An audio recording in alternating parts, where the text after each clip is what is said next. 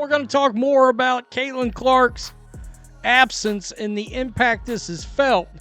That's being felt around the league, and even in Indiana. It's going to be a big impact. When Caitlin Clark went down clutching her quad, the WNBA didn't just lose a player, they lost their entire spotlight.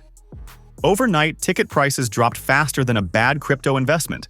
Stadiums downsized their seating plans, and TV executives probably started questioning their life choices.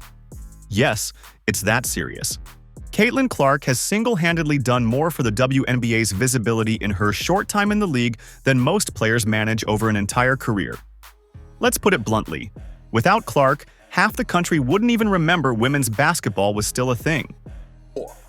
Nor am I going to take my eyes off of what transpires with the WNBA over the next 2 weeks while Caitlin Clark is out with the quad strain. And the reason why is because, let me tell you something right now. I'm not going to go to word hate. I'm not going to be out there like RG3 was saying that Angel Reese hates Caitlin Clark or other players hate Caitlin Clark. But I will say this. I don't think it's specific about Caitlin Clark. I think it's what Caitlin Clark represents. See, it's no fault of Caitlin Clark. Caitlin Clark balled. She balled at Iowa in college. She's balled since she's been in the NBA. She came into the league last year with no break whatsoever between the college game and the pro game and did her thing.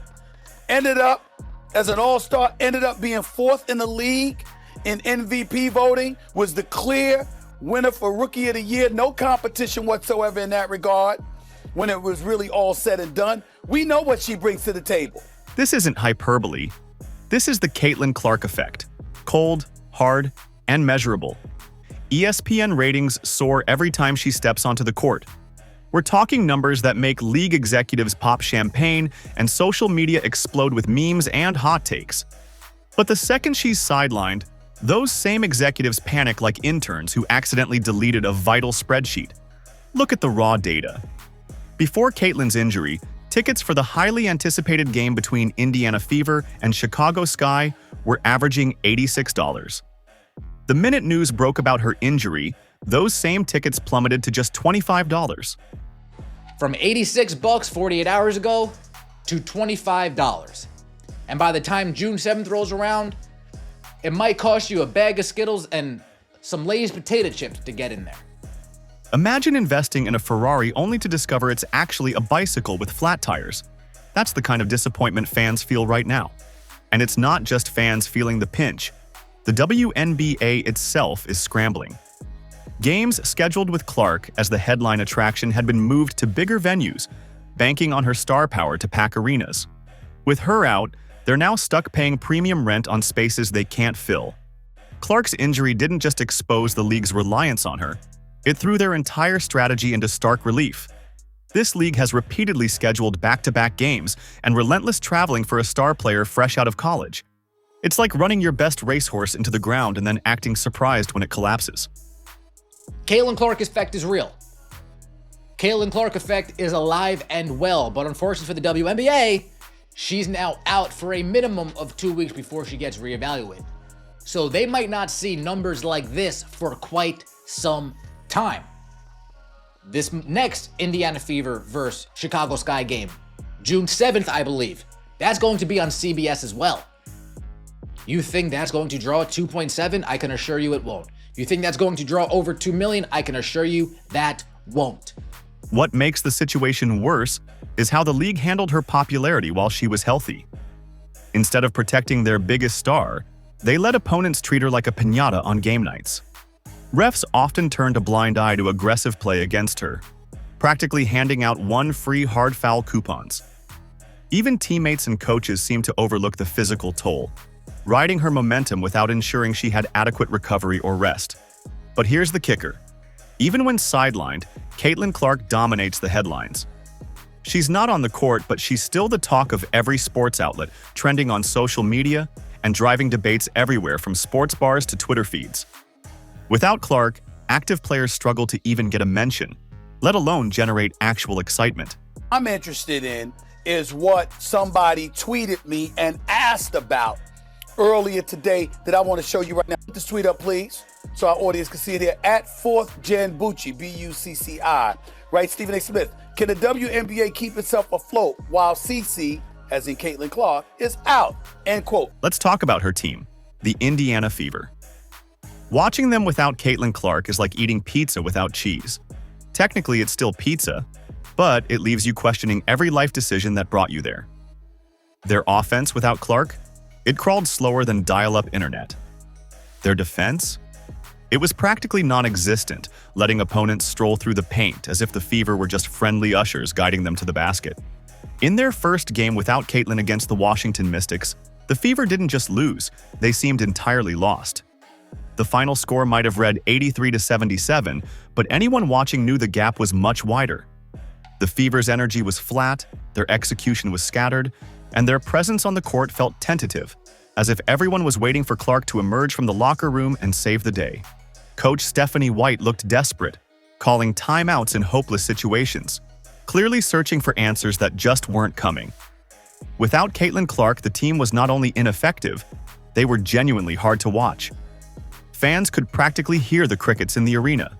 I just had the miserable task of watching the Indiana Fever play basketball without Caitlin Clark. There were a whole lot of things wrong with this game on the basketball side of things. Obviously, the Indiana Fever's interior defense was horrible. If you watched this game, you saw them give up, I think, over 50 points in the paint. It's like Caitlin Clark wasn't playing out there, and they decided, you know what, since Caitlin Clark isn't playing, we're not even going to try. We know we're going to lose. It was horrible to watch. This is a game you could have won against the youngest team in the league. You're playing against a bunch of rookies out there. This was a winnable game for the Indiana Fever. This team, mind you, with Caitlin Clark, literally lost by 2 to the New York Liberty, which is the championship team last year. And without Caitlin Clark, you look trash out there. And it's not even that they look trash, they are boring to watch. And let's not underestimate Caitlin's role as a ticket draw. Her rivalry with Angel Reese had the potential to set attendance records, and networks salivated over the chance to broadcast their matchups. Without her, the entire narrative fades faster than cheap ink on wet paper. Social media is flooded with complaints, frustrations, and outright mourning for Caitlin's absence. The comment sections under WNBA highlights these days feel less like sports discussions and more like digital funeral wakes, somber and filled with regret. Many fans openly wonder if the league took her for granted, failing to realize how uniquely irreplaceable she truly is. So, the Indiana Fever did not look good without Caitlin Clark. I guess that would be an understatement. Look, I mean, it's not that surprising to see the drop-off for the Fever without Clark, this Caitlin Clark effect, if you will. Because so often what's talked about is her impact on interest or economics, but all of that is based on her abilities as a basketball player. The harsh reality is, the WNBA wasn't just riding a wave of popularity, they were surfing exclusively on Caitlin Clark's coattails. Her injury has exposed a league desperate for relevance, but shockingly negligent of its most valuable asset. Consider television ratings. With Clark, games routinely outperform every other matchup, pulling in millions of viewers.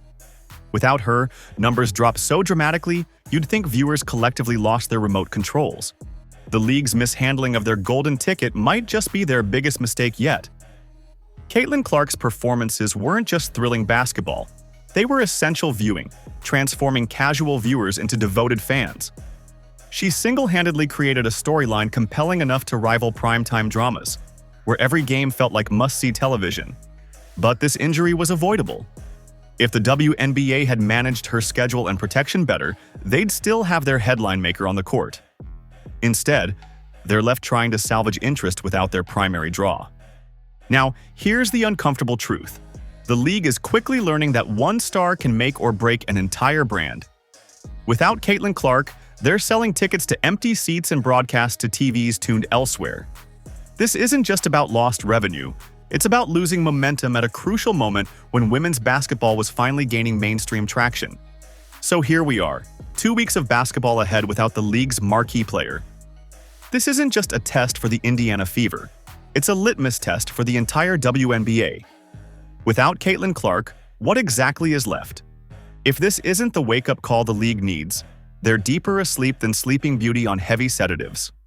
It's time for the WNBA to stop treating stars as disposable assets and start valuing the very players who keep them relevant. The clock is ticking, and the league better hope Caitlin Clark returns healthy and eager. Otherwise, their brief moment in the spotlight may fade faster than it arrived, leaving fans, sponsors, and broadcasters wondering why they bothered tuning in at all.